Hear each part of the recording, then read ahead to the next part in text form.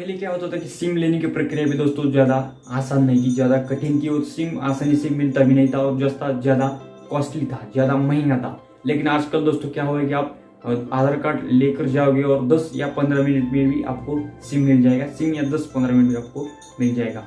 तो कई बार दोस्तों क्या होता है कि आपका सिम खो जाता है, आपका मोबाइल खो जाता है, कि मोबाइल चोरी हो जाता है। इसी ऐसे में दोस्तों आप क्या करते हैं कि आप नया सिम लेने के लिए जाते हैं तो आपके दिमाग में कई बार सवाल आता है कि यार मैं एक आधार कार्ड पर कितने सिम ले सकता हूँ।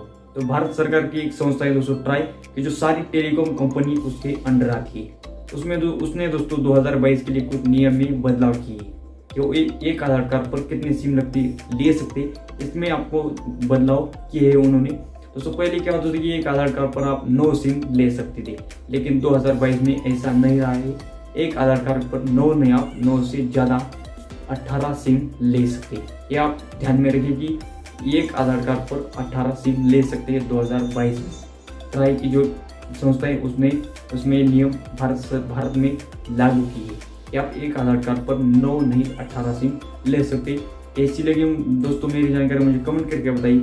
चैनल पर नया चैनल को सब्सक्राइब कीजिए, क्योंकि इस चैनल पर ऐसे इंफॉर्मेटिव और टेक्नोलॉजी के वीडियो आपको मिलते रहेंगे। बाय बाय, मिलते हैं अगले वीडियो में।